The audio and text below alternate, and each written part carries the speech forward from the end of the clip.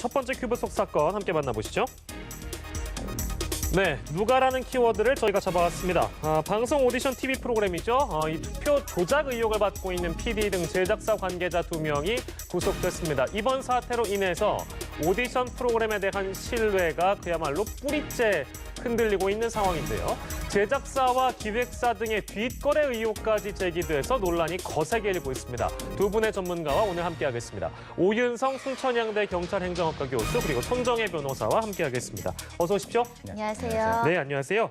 저희가 이거 처음에 이제 다룰 때 두 분이랑 같이 다뤘었는데 투표 조작 의혹으로 2명의 PD가 구속됐습니다. 이 두 사람은 스타 PD로 알려져 있다면서요, 손 변호사님? 네, 오디션 프로그램으로 굉장히 스타가 된 PD님들이고요. 그동안의 행적을 보면 대부분의 어떤 프로그램이 다 성공적이었고 많은 인기를 받았습니다. 대표적으로는 슈퍼스타 K, 굉장히 많이 사람들이 봤던 프로고요. 많이 열망하기도 했었습니다. 예. 이 프로의 특징들은 시청자 투표를 도입을 해서 많은 시청자들이 참여를 할 수 있게끔 했고 예. 그만큼 공정하고 신뢰하고 시청자들의 의견이 반영된다.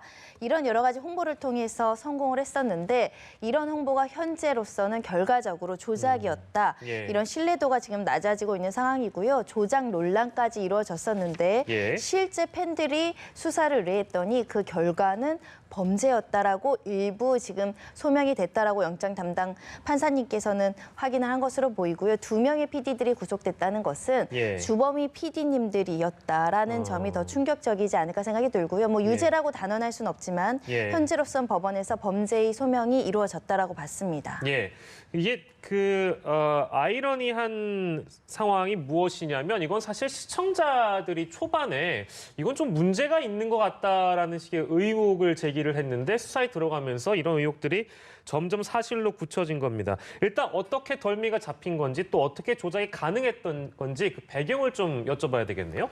과거에도 이제 조작과 관련된 이 정황에 대해서 여러 가지 말들이 많았었죠. 예. 그런데 이제 지난 7월 20일 날 그 한 누리꾼이 그 댓글을 달았습니다. 예. 이 투표수 차이가 쫙 나와 있는데 이게 왜 똑같으냐라고 하는 의혹을 제기를 하면서 예. 1, 2와 2 차이 그 표차가 29,978표. 그런데 3위, 4위도 똑같고 6위, 7위도 똑같고 예. 그래서 같은 표차가 5번 반복이 된다. 라고 하는 것을 먼저 한번 제기를 했고요. 예. 또 하나는 1위에서 20위까지의 투표 수가 모두 7,494의 그 배수가 된다라고 하는 거죠. 예. 그래서 1위 득표수 같은 경우는 7,494의 178배. 예. 그러니까 이게 누가 본다 하더라도 이건 뭔가 조작이 되지 않았냐. 그러니까 조작을 하는 사람들의 입장에서는 예. 글쎄 이런 거를 전혀 생각을 못하고 했는지는 모르겠으나 예. 한 누리꾼이 그것을 발견하고 문제를 제기해가지고요. 조작 의혹을 받은 채널 M넷이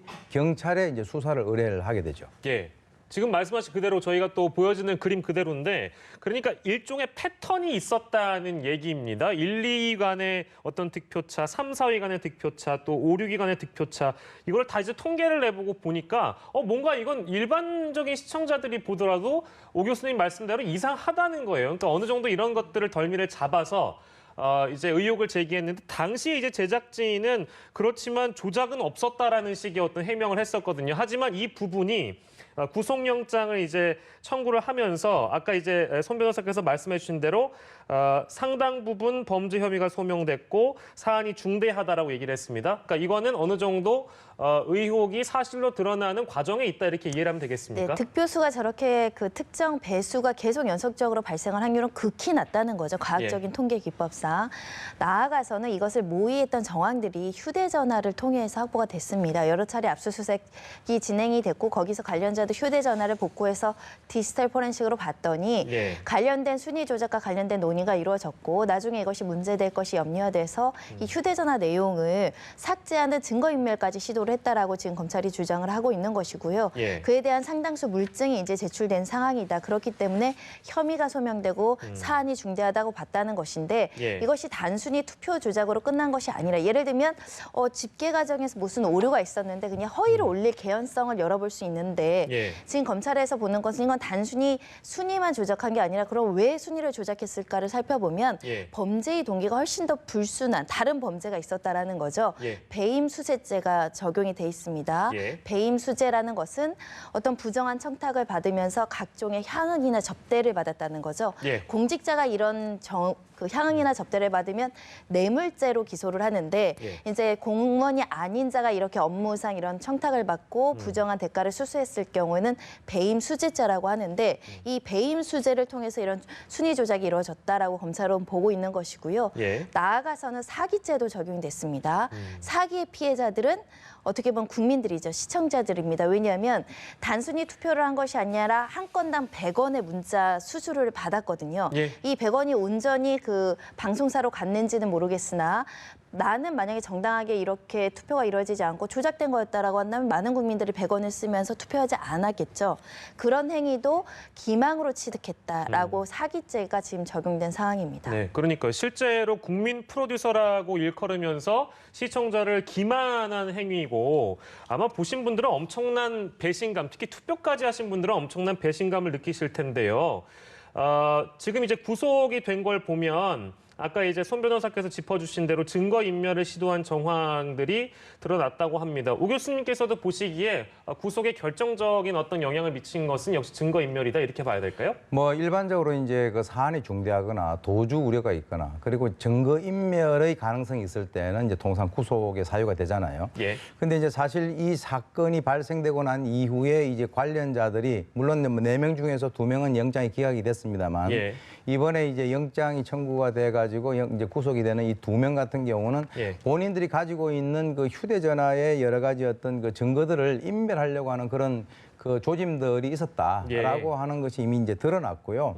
그리고 이제 소위 그 본인들의 입장에서는 조작 의혹이 이제 드러났을 때 그것에 관련돼서 최초에는 전혀 아니다 예, 이렇게 예. 얘기를 하지 않았습니까 지난번에? 예. 근데 이제 그 이후에 본인들의 휴대전화를 조작을 해가지고 뭔가 증거 인멸을 하려고 하는 그것을 경찰이 이제 포착을 했다라고 예. 하는 것이 이번에 이 두 사람이 그 구속되는 데 있어서 가장 결정적인 그 어떤 요소가 아닌가 이렇게 생각이 되고요. 예. 그리고 이제 이 두 사람 같은 경우는 아까 말씀하셨습니다마는 사실 이 많은 젊은이들이 이 입시뿐만 아니라 이런 그 예능계도 실력만 있으면은 예, 예. 전부 다 이제 자기는 뭔가 어떻게 정당한 판정을 받고 뭔가 이렇게 활동을 할 수 있다 이렇게 생각을 했는데 알고 보니까 이걸 깨보니까 거대한 취업 사기였다. 이런 여러 가지 것들이 국민들의 어떤 그 분노를 불러일으켰다라고 하는 그런 측면에서는 이것이 중대한 사안이다라고 법원에서 판단을 한 것 같습니다. 그렇습니다. 마치 동등한 기회를 부여하고 공정하게 경쟁을 시킨 것 같지만 결과를 보니까 그렇지가 않았던 겁니다. 시청자들을 완전히 기만한 이런 행위였고 과연 이제 앞으로 이런 오디션 프로그램들을 시청자들이 보실 때 과연 앞으로 믿을 수 있을 것인가 이런 의문도 좀 남는 상황이고요. 처벌과 관련해서 이제 여러 가지 혐의들을 적용해가지고 넘어갈 텐데요. 재판에 넘어가게 될 텐데 일단 만약에 지금까지의 혐의들이 이제 가정입니다. 혐의들이 다 적용이 된다면 처벌을 어느 정도로 우리가 예상해 볼 수 있을까요? 범죄의 중대성이 인정되니까 구속영장이 발부가 됐고 특별한 사정 변경이나 이런 것들이 없다고 한다면 1심에서 실형을 배제하기 어려울 정도로 중대한 범죄입니다. 예. 범죄 혐의 자체 법정형도 높을 뿐만 아니라 지금 정치권에서도 꿈과 희망을 짓밟은 거대 취업 사기라고 이야기하고 있고 많은 국민들이 공분하고 있는 사건이기 때문에 아주 감형받기는 어렵지 않을까라는 생각도 들지만 예. 또 구조적인 문제도 있습니다. 이 언론계나 여러 가지 이제 방송사 PD들이 과거로부터 이어진 각종의 향응 접대라는 어떻게 보면 안 좋은 관행이었죠. 이런 것들이 근절되지 못하고 지금까지 이어진 부분에 있어서는 저 지금 구속된 PD들만의 문제이겠느냐 이런 예. 부분에 대한 자정의 노력과 방송사들의 윤리 규정 이런 것도 좀 뒷받침돼야 되지 않을까 생각이 들고요.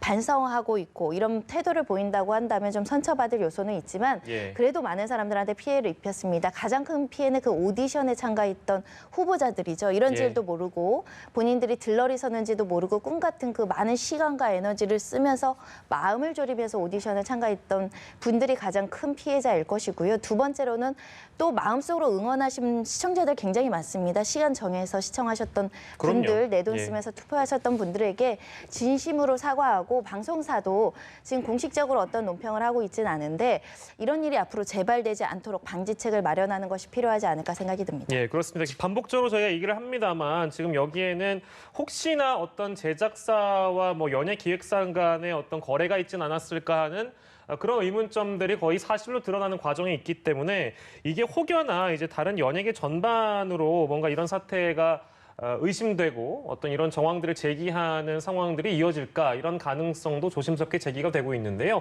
오 교수께서는 어떻게 전망하십니까?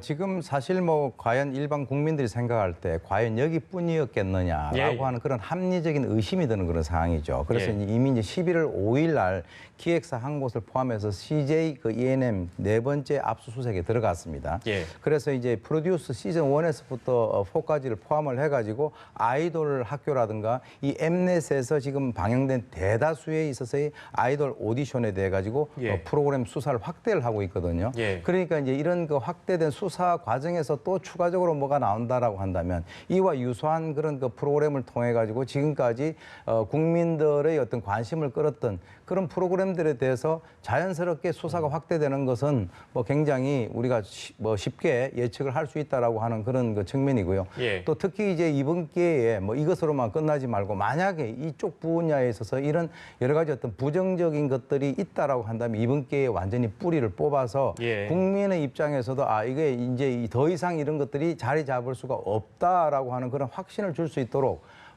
뭔가 수사를 강화해 나가야 되지 않느냐라는 생각입니다. 예, 뭐 본질이 아닐 수 있겠습니다만 이제 일각에서는 이런 우려와 걱정들을 좀 하는 것 같습니다. 그러니까 이 프로그램이 프로듀스 X 101뿐만이 아니라 오 교수께서 짚어주신 대로 여러 가지 프로그램들을 통해서 이미 어떤 그룹이 형성돼 있고 이미 활동 중인 그룹들이 아이돌들이 있잖아요. 근데 이분들이 뭐 죄가 있다라고 얘기하는 것은 아니지만 근데 이 프로그램 자체가 이런 과정을 통해서 이런 결과를 낳았는데 그 그룹들을 시청자들이 인정을 해야 되느냐? 라는 어떤 비판적인 시각도 있어서 그건 혹시 어떻게 보세요? 근데 저는 좀 부당하다고 보입니다. 지금 인터넷 댓글로는 뭐 그룹 해체해야 된다 이런 얘기가 있지만 그룹 예. 해체까지 가려면 거기에 가담했다라는 증거가 있어야 되죠. 그렇겠죠. 이런 불법을 묵인하고 방지하고 내가 남을 짓밟으면서까지 순위 조작을 해서 올라왔다는 걸 참가자들 알면서도 이렇게 데뷔를 했다라고 한다면 그 책임 소재를 물을 수 있겠지만 예. 저는 그것까지는 이제 실체 관계가 나오지 않아서 모르겠지만 이 프로듀스 X1으로 데뷔한 그 그룹 중에는 일부는 정당하게 올라온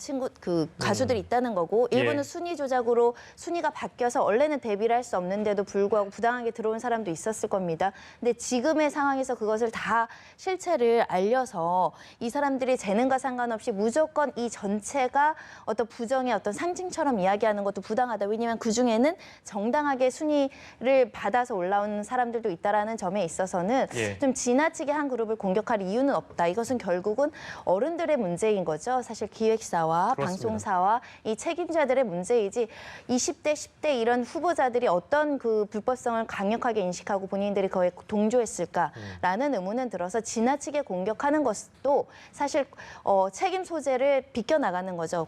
책임이 더 큰 사람에게 그 책임을 물리는 것이 좋고요.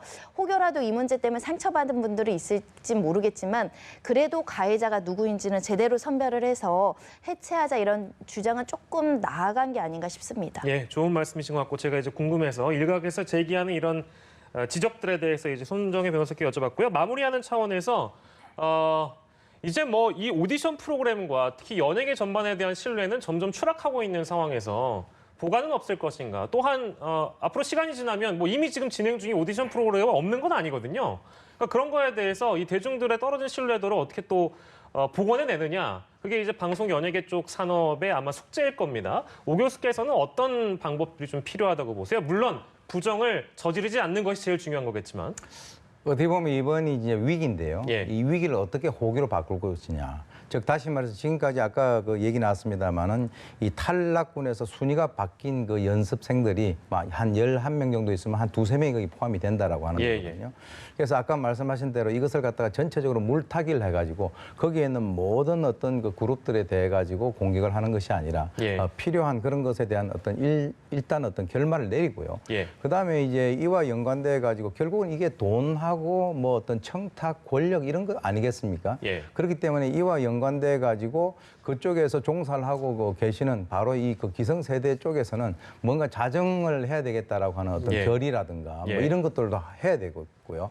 그다음에 그런 뭐 결의로서만 끝나는 것이 아니라 수사기관에서도 지속적으로 이와 연관된 어떤 그 비리라든가 부정이 있다라고 한다면 그거는 가차없이 거기에 대해서 수사를 해가지고 예. 잡초를 제거하듯이 속속들이 뽑아내야 되는데 제가 볼 때는 이것을 갖다가 완전히 위기라고 보는 것이 아니라 이번을 오히려 호기라고 보고 새로 자정을 할 수 있는 그런 어떤 새로운 분위기가 정착되는 계기가 된다라고 한다면 오히려 이런 것들이 그동안에 더 오래 지나서 푹푹 썩는 것보다 예. 이번 기회에 드러나서 뭔가 교정을 하는 것이 더 낫다라고 봅니다. 예, 전화위복의 계기로 마련해야 된다라는 말씀까지 저희가 좀 들었습니다. 첫 번째 큐브 속 사건으로 만나봤고요. 프로듀스 X101 조작에 대한 논란 저희가 좀 짚어봤습니다.